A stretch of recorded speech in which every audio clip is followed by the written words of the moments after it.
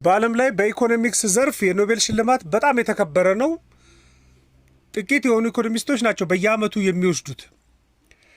ነገር ግን ኢኮኖሚስት ሳይሆን በኢኮኖሚክስ የኖቤል ሽልማትን የወሰደ አንድ ሳይኮሎጂስት ዶክተር አለ፣ ዳንኤል ካማን የሚባል በትውልዱ እስራኤላዊ ነው፣ ግን በዜግነት ደግሞ እስራኤላዊና አሜሪካዊ የሆነ የሳይኮሎጂ ምሁር ነው። ነገር ግን በልምድና እንግዲህ በቆይታ ውስጥ በመማር ውስጥ ኢኮኖሚክስ ላይ ያለው ተጽዕኖ ከፍተኛ በሚል የሚታወቅ ነው። እንደው ኮንትሪቢዩሽኑ ከፍተኛ ነው፣ ተጽዕኖም ከፍተኛ ነው፣ ደግሞ የተሰጠውም እውቅና በጣም ከፍተኛ ነው። ስለዚህ እሱ ምን ይላል? ፖሊሲ አውጪዎችም ሆኑ የቢዝነስ ሰዎች፣ ኢቭን እኛና እናንተን የመሰሉ ሰዎች ልብ የማንላቸው በጣም ብዙ ጉዳዮች አሉ በህይወት ውስጥ። ስለሱ ጉዳይ መጽሐፍ ጽፏል። ቲንኪንግ ፋስት ኤንድ ስሎ የሚል መጽሐፍ ነው። እንግዲህ ማሰብ ፍጥነትና መዘግየት ልንለው እንችላለን። እና ተመልክታችሁ ከሆኑ ብልህ የሆኑ ሰዎች ለምንድን ነው መጥፎ ውሳኔ የሚወስኑት? ባለሀብቶች፣ ኢንቨስተሮች ለምን ይመስላችኋል በጣም በከፍተኛ ስጋት ውስጥ የሚኖሩት? አንዳንድ ሸማቾች መረጃ እንኳን እያላቸው ነገር ግን በከፍተኛ ዋጋ እንዲገዙ የሚደረጉበት ሌላ መረጃ ሌላ መሸመት የሚችሉት ዋጋ አማራጭ እንዳለ እንኳን መረጃው እያላቸው ነገር ግን በከፍተኛ ዋጋ ሲሸምቱ የምትመለከቱት ለምን ይመስላችኋል? የዳንኤል ካማን መጽሐፍ ይህንን መልስ ይሰጣል። በጣም ይህንን መሰረታዊ ጥያቄ የሚመልስ ነው። ምን ይላል እሱ? እንደውም we don't think the way we think ነው የሚለው። በምናስበው መንገድ ያህል እንኳን አይደለም እያሰብን ያለ ነው ይላል። እና በዚህ መጽሐፉ በ2002 በኢኮኖሚክስ የኖቤል ሽልማት ወስዷል። በዓለም ላይ በጣም ከፍተኛ ሽያጭ ያስመዘገበ መጽሐፍ ነው። ዛሬ በሱ ጉዳይ ላይ ሀሳብ እንድናወራበት ፈልጌያለሁ። በተለይ ደግሞ እሱ አንድ ያወጣው ቲዮሪ አለ፣ ፕሮስፔክትስ የሚባል ቲዮሪ አለ። እሱንም ተከትሎ ነው በ90 ዓመቱ በ2024 ላይ የሞተ ሳይኮሎጂስት ዶክተር ነው። መጽሐፉ እንዲሁ ዝም ብሎ በቀላሉ ስለ ብልህነት ብቻ የሚያወራ አይደለም። ነገር ግን በሚገመት መልኩ የሰው ልጅ አእምሮ እንዴት ነው በስርዓት ውስጥ እየወደቀ የሚመጣው የሚለውን ሀሳብ የሚሰጥ ነው። እንግዲህ ካማን ሁለት የማሰቢያ መንገዶችን አስቀምጧል። ምናልባት ሌሎቹም ሰዎች ሲናገሩ ሰምታችሁ ሊሆኑ ይችላል። ሁለት ማሰቢያ በቃ ሲስተም ዋንና ሲስተም ቱ የሚሏቸው አሉ፣ ፕሮብሌም ዋንና ፕሮብሌም ቱ የሚሏቸው አሉ። የመጀመሪያው በፍጥነት የማሰብ ጉዳይ ነው። በፍጥነት የሚያስቡ ሰዎች በጣም አውቶማቲካሊ ነው የሚያስቡት፣ አውቶማቲካሊ ነው የሚወስኑት። በስሜት ውስጥ ነው የሚያስቡት፣ በስሜት ውስጥ ነው የሚወስኑት። ኢሞሽናል ናቸው በጣም። አንዳንዴ ለሚወስኑትም ለሚያደርጉትም ጉዳይ ምንም ጉልበት አያወጡም። ኤፈርትለስ ሆነው ነው ድርጊቶችን የሚያከናውኑት። እንደው በኢኮኖሚክስ እንኳን ካሰባችሁ ለምሳሌ ልክ ገበያ ወጥተው ትንሽ ዋጋ ከፍ ብሎ ሲመለከቱ በአንዴ በቃ ዋጋ ንረቱ ከቁጥጥር ውጭ ሆኗል ማለት ነው የሚለው ነው ኢሚዲየትሊ ጭንቅላታቸው ውስጥ የሚመጣላቸው። ደግሞ በዝግታ የሚያስቡት አሉ። ሁለተኛው ሲስተም የሚባለው እሱ ነው። በዝግታ የሚያስቡ ደግሞ አሉ። እነዚህ ሰዎች በጣም ምክንያታዊ ናቸው። በምክንያት የሚያምኑ ሰዎች ናቸው። በሎጂክ የሚያምኑ ሰዎች ናቸው።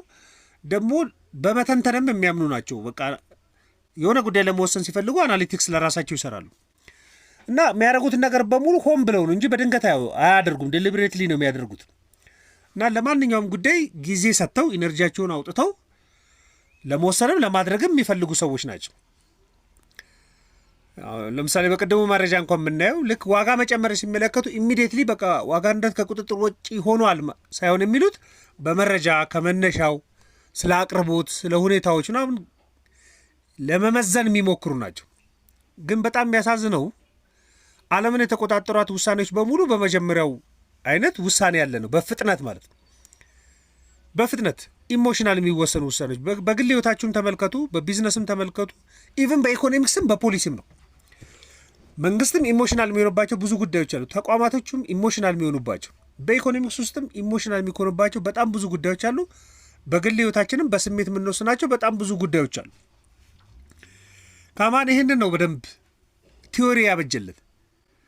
ለምሳሌ ዋጋ ንረትን የምንመለከትበትን ፐርሴፕሽን ልብ በሉት። እንግዲህ ይህ ፈጣን አስተሳሰብ ያላቸው ሰዎች ለምሳሌ ዋጋ ንረት ከፍ ሲል በአንዴ ነው የሚደነግጡት። በቃ የዋጋ መጨመር አደጋ ነው ጭንቅላታቸው ውስጥ የሚመጣው። በቃ የምግብ ዋጋ መጨመሩ ነው፣ የትራንስፖርት ዋጋ መጨመሩ ነው፣ የኪራይ ዋጋ መጨመሩ ነው። ኢሚዲየትሊ ጭንቅላታቸው ውስጥ የመጣውን እንደ ፋይናሉ ውሳኔ ይወስዳሉ፣ እንደ ፋይናል ነገር ይወስዳሉ። ነገር ግን ተረጋግተው የሚያስቡ ደግሞ ሁለተኛ የሚባሉት ስሎሊ የሚያስቡት ደግሞ ምንድን ነው? አማካዩ ምንድን ነው? ፍጆታ ምን ሊመስል ይችላል ሚለውን፣ እነማን ሊጎዱ ይችላሉ የሚለውን ይመለከታሉ። ፖሊሲ የሚያወጡትንም ከተመለከታችሁ እንደዚህ ነው። ልክ ዋጋ ሲጨምር ፍራስትሬት ሊያደርጉ ይችላሉ እንደ ተቋም። ስሎሊ የሚያስቡት ግን ይሄ ዋጋ ንረት ምንድን ነው እያመጣ ያለው? የትኛውን የማህበረሰብ ክፍል እየነካ ነው? የትኛውን ጫና እየፈጠረበት ያለው የሚለው ነው ያሉ። እንዳለመታደሉ ነው ግን ተቋማትም መንግስትንም ጨምሮ ለአጭር ጊዜ የሚሆኑ መፍትሄዎችን ነው በአብዛኛው የሚሰጡት። አፍሪካ ውስጥ እንደዛ ነው። ለዚህ ነው አንዳንዴ ዋጋ ንረት ኢኮኖሚ ብቻ ሳይሆን ሳይኮሎጂ ነው የሚባለው። ምንድን ነው ኢኮኖሚካል ከመፍታት ውጭ ኢሞሽናል የመፍታት አይነት ባህሪ አለ። እሱም የሚታቸው ይህንን ነው። ዓለም የምትመራው ፈጣን በሆነው ስሜት ላይ ነው። ሌላው በደንብ እሱ በመጽሐፉ የሚመለከተው ምንድን ነው? ይሄ የሆኑ ቁጥሮች ላይ በቃ እንደው መቸንከር የሚመስል ነገር በቃ የሆነ ቁጥር እና ኢትዮጵያ ውስጥም ብዙ ጊዜ ይባላል የሆነ ቁስ ዋጋ አንዴ ከጨመረ በፍጹም አይወርድም የሚሉ ሰዎችን ትሰማላችሁ። እሱ አስተሳሰብ ማለት ይሄ አስተሳሰብ ነው። ለምሳሌ አንድ ዕቃ 100 ብር ላይ ቢቀመጥ ወይ ደግሞ 100 ብር ቢለጠፍበት ወይ ደግሞ 100 ብር ነው ብሎ የሆነ ሰው ቢጠራ ምናልባት ዕቃው የሚገባው እኮ 50 ብር ሊሆን ይችላል። ነገር ግን ሰው ሻጩና ገዢው የሚደራደሩት 100 ብር አካባቢ ላይ ነው። ያቺ መጀመሪያ የተጠራች 100 ብር እንደ አክቹዋል ዋጋ የመውሰድ አይነት ልምድ አለ። አሁንም ኢትዮጵያ ውስጥ የምግብ ዘይት በጣም ተወዷልና 1800 ብር አልፏል አይደለም? ከ2 ወር ምናምን በፊት 1500 ብር የነበረ ነው። አሁን 1800 ገብቶ 1700 ብር የሚሸጥ ቢመጣ እንደ ፖዘቲቭ ነው የምትወስዱት ሁላችሁ። ጥሩ መባል ይጀምራል። ታዳጊ ሀገራቶችም እንደዚህ ነው። የአምና ዋጋ ለዘንድሮ እንደመነሻ ነው። 1800 እኮ ነበረ ወደሚል ክርክር ውስጥ ትመጣላችሁ ማለት ነው። ሁኔታዎች እኮ ቢቀየሩም ነው አቅርቦት ቢጨምርም ምርት ቢጨምርም፣ ነገር ግን መጀመሪያ የነበረው ዋጋ ላይ እዛ ላይ መቸንከር አይነት አለ። እንደዚያ ባህሪ አለ። በቃ አንከሪንግ የሚባለው በቃ እዛው ዋጋ ላይ ተቸንክሮ መቆየት።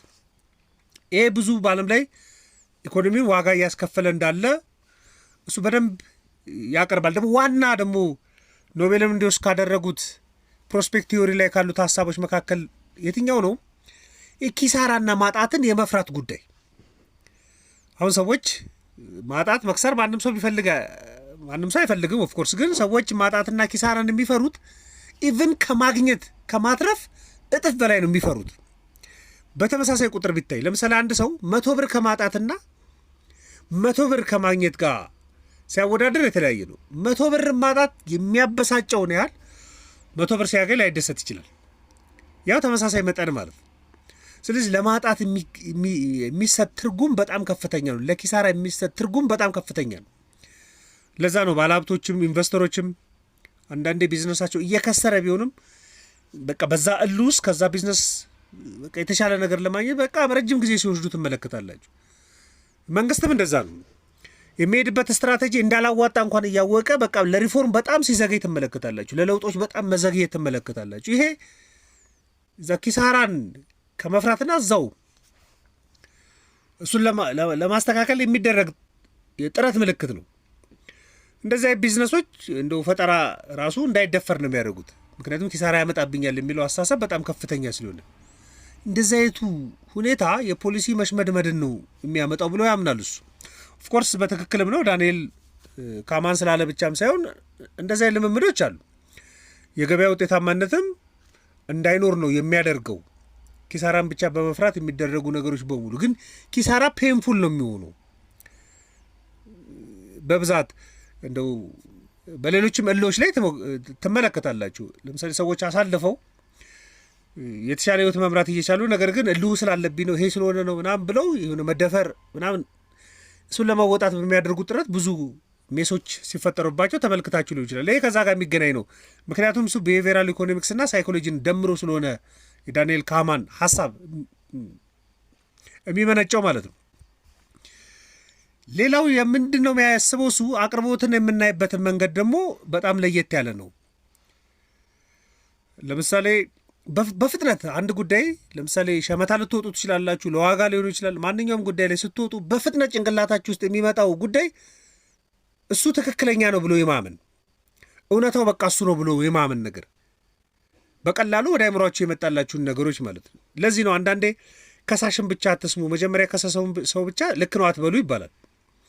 ደግሞ የዛኛውን ሰውዬም እውነት ስሙ የሚባለው ለዛ ነው። ስለዚህ ኢሚዲየትሊ ጭንቅላታችሁ ውስጥ ይመጣሉ። ይሄ ዋጋ ላይም ስጋት ላይም አቅርቦት ላይ ፍላጎት ላይ ኢሚዲየትሊ ጭንቅላታችሁ ውስጥ የመጣው እሱ ልክ ነው ብሎ የማመን ችግር አለ። ለምሳሌ ሚዲያ ስለ ዋጋ ንረት ወይ ደግሞ ስለ ስራ አጥነት በየቀኑ ቢወራ ኢሚዲየትሊ ጭንቅላታችሁ ውስጥ የሚመጣው ምንድን ነው? እንደው በውጤት በመረጃ እንደው የተሻሻለ ነገር ቢኖርም ግን ጭንቅላታችሁ ውስጥ የሚመጣው ምንድን ነው? በቃ ኢኮኖሚ ተዳክሟል ማለት ነው። ለምንድን ነው 10 ጊዜ ስራ አጥነት ቀነሰ የሚሉት? ለምንድን ነው 10 ጊዜ ዋጋ ንረት ቀነሰ የሚሉት? የሚለው ቶሎ ብሎ ጭንቅላታችሁ ውስጥ የሚመጣው ቶሎ ደግሞ እሱ የመጣው ልክ ነው ብለው የማመን አይነት አስተሳሰቦች አሉ። እነዚህ ናቸው ራሽናል ውሳኔ እንዳንወስን የሚያደርጉት ነው የሚለው። እንደው ፖለቲካውም ላይ አለ። እንደው ምርጫ ላይ አሁን ምርጫ ላይ ከቆጠራ ውጤት በላይ የሚሰጡ ፕሮጀክቶች ይሄ ትንበያዎቹ ከፍተኛ ይላላቸው። ለገሌ ሊያሸንፍ ይችላል፣ ለገሌ ሊያሸንፍ ይችላል። እሱ ተደጋጋሚ ሲመጣ በኋላ ላይ ቢሸነፍ እንኳን ኢንፍሉዌንስ የማድረግ አይነት ፓወር አለው። ገበያም እንደዛ ነው። ከገበያው በላይ ዜናዎቹ በጣም ከፍተኛ ቁጥሮቹን ሊሸፍኑት ይችላሉ። የለም፣ ጠፍቷል፣ ጨምሯል፣ አይመጣም ምናምን የሚሉ መረጃዎች ማለት ነው። እነዚህን ሀሳቦች በሙሉ ቲንኪንግ ፋስት ኤንድ ስሎ በሚሉት መጽሐፉ በጣም ሰፊ ነው። ከ500 ገጽ በላይ ነው። በጣም ብዙ ሀሳቦችን ዳሷል። እዚህ መጽሐፍ ውስጥ በደንብ የምናገኘው ሀሳብ ምንድን ነው? አንዳንዴ ምቾት ሊነሳ ይችላል። እሱ የሚያቀርበው ሀሳብ ግን በጣም ጠንካራ ነው። ለሁኔታዎች ያለ መተማመን አንዳንዴ ስለ ውሳኔም ትክክል አይደለም። አንዳንዴ ሄዳችሁ ሸምታችሁ ትክክለኛ ሸመታ ላይሆንላችሁ ይችላል።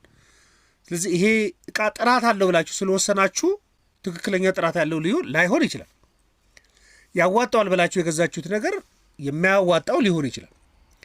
ስለዚህ ለሆነ ጉዳይ ለዲሲሽን ያላችሁ መተማመን በሙሉ ለጉዳዩ ትክክለኛነት የሚያሳይ አይደለም። እሱም በደንብ እንድንረዳ ይፈልጋል። ፖሊሲ አውጪዎቹም እንደዚህ ነው። በጣም ብዙ ፖሊሲ ከወጣ በኋላ ብዙ መመሪያዎች ከወጣ በኋላ ውጤታማ የማይሆንባቸው ብዙ ጊዜያቶች አሉ። ስለዚህ ፖሊሲው ጥሩ ነው ብሎ መተማመናቸው ግን ትክክለኛ ውጤት ላያመጣ ይችላል። ቢዝነሶችም እንደዛ ናቸው። አንዳንዴ ተመሳሳይ ቢዝነስ በተለያዩ ሰዎች ተመርቶ የተለያዩ ውጤት የሚመጣበት ምክንያት እሱ ነው። ቢዝነሱ የሚመሩ ሰዎች ያላቸው የውሳኔና ስልት ነው። አንዳንዱ ደካማ ስልት ካለው ይወድቃል። የተለየ ስትራቴጂካል ደግሞ ስልት ያለው ደግሞ የተሻለ ውጤት ሲያመጣ ልትመለከቱ ትችላላችሁ። በፐርሰናል ህይወታችንም እንደዛ ነው። ደካማ ምርጫዎችና ደካማ ውሳኔዎች፣ በተለይ በቂ መረጃዎች ካለማግኘት፣ ሰው ኤክስፐርቶችን ካለማማከር፣ አንዳንድ ሰዎች አክሲዮን ከገዙ በኋላ በጣም ሲበሳጩ ያሉ እንትን አክሲዮን ገዝቼ በምን ገዛ ሲባል ዝም ብዬ ተነስቼ ሄጄን የገዛሁት ምናምን ይብላል። ከእንትና ጋር በመዋል ይሄ ጉዳይ መጣብኝ፣ ይሄኛውን ስለገዛው የማያዋጣ ለካ ይሄን ከገዛው በኋላ ተበላሽቶብኛል ብላ ብላ ብዙ የሚሏቸው ጉዳዮች አሉ። ስለዚህ ሰዎች ደካማ በፍጥነት ስለሚያስቡ በፍጥነት ስለሚወስኑ ደካማ የሆኑ ምርጫዎችን ውሳኔዎችን ሊያከናውኑ ይችላሉ። ስለዚህ ትክክለኛና ጥሩ የሚባለውን ውሳኔ ለመወሰን ከፈለጋችሁ በዝግታ ማሰብ በደንብ ያስፈልጋል። ፋስትሊ መጓዝ ማለት ውጤታማ የሚያደርግ ይመስላል፣ ግን እንደዛ አይደለም። በመረጃ ላይ የተረጋገጡ ስለዚህ በመረጃ ላይ የተመሰረተ አንዳንድ ደግሞ ተቋማትን ከሆነ ምክር የሚያስፈልገው ተቋማቱ ላይ መተማመን ያለበትን መረጃዎች በማግኘት መወሰን በጣም ያስፈልጋል። እንደውም በኢኮኖሚክስ የሚባለው ምንድን ነው? የኢኮኖሚክስ ትልቁ አደጋ ወይም ደግሞ ሪስክ የሚባለው የመረጃ እጥረት አይደለም፣ መረጃ ለመኖር አይደለም። ነገር ግን ያንን መረጃ ጭንቅላታችን እንዴት ነው እየተረጎመ እየተጠቀመበት ያለው የሚለው ነው። ለምሳሌ የሆነ ቦታ ላይ ዋጋ ቢጨምርባችሁ ዋጋ ጨምሯል ማለት ላይሆን ይችላል። ትንሽ 3-4 ሜትር ወይ ደግሞ 150 ሜትር ሄደት ብትሉ ከዛ በተለየ ዋጋ ልታገኙ ትችላላችሁ ቁሱ። ስለዚህ የመረጃ እጥረት ብቻ አይደለም፣ መረጃውን እንዴት ነው የምንተረጉመው ነው። እዛ አይኖርም እያልን ነው ወይስ ሄደን መሞከር አለብን እያልን ነው? የመጣው እድል መጥፎ ነው እያለ ነው ጭንቅላታችን እየነገረ ያለው ወይስ አይደለም? የተዘጋጀው የሥራ እድል መጥፎ ነው እያለ ነው? ምን እያለ ነው እየነገረን ያለው? ስለዚህ አናላይዝ ማድረግ በህይወት ውስጥ በጣም ያስፈልጋል። መንግስትም ፖሊሲ አውጪዎችም ማሰብ ጥሩ ነው፣ ግን ፋስት ሆኖ ማሰብና መወሰን ግን ሪስክ አለው። ስለዚህ ራሽናል ለመሆኑ መሞከር፣ ሪዝኖችን በማስቀመጥ ለመወሰን መሞከር በጣም ጥሩ ነው የሚል በጣም ቤስት በዓለም አቀፍ ደረጃ በጣም ብዙ ኮፒ የተሸጠ በኢኮኖሚክስ የኖቤል ሽልማት እንዲያገኝ ያደረገ ነው። ወደ መጽሐፉን ብታነቡ ብዙ ሀሳብ ታገኙበታላችሁ። ዳንኤል ካህማን እንግዲህ በ1934 አካባቢ ላይ የተወለደ ነው። እስራኤላዊ ነው ደግሞ በዜግነት አሁን ደግሞ እስራኤላዊ አሜሪካ የሆነ ነው በ90 ዓመቱ የሞተው። እንግዲህ እነዚህ መጽሐፎች ከብዙ ልምዶቹ ተነስቶ እንደጻፋቸው ነው የሚገለጸው። በተለይ በልጅነት እድሜው ላይ በቃ የጦርነት ስጋቶች የነበሩበት አንሰርቴኒቲ በነበረበት ሁኔታ ሪስክ፣ ስጋት፣ ፍራቻ፣ ሰዎች ጀጅ ማድረግ እንደዚህ አይነት ላይፎቹ ስላለፈ በደንብ ከህይወቱ የተማረውን ያስቀመጠው የሚባልለት መጽሐፍ ነው። እንድታነቡት ሪኮመንድ አረጋችኋለሁ። ቴሌግራም ላይ ላስቀምጥላችሁም እችላለሁ ፒዲኤፉን። ለነበረን ቆይታ በሙሉ አመሰግናለሁ። መልካም ቀን።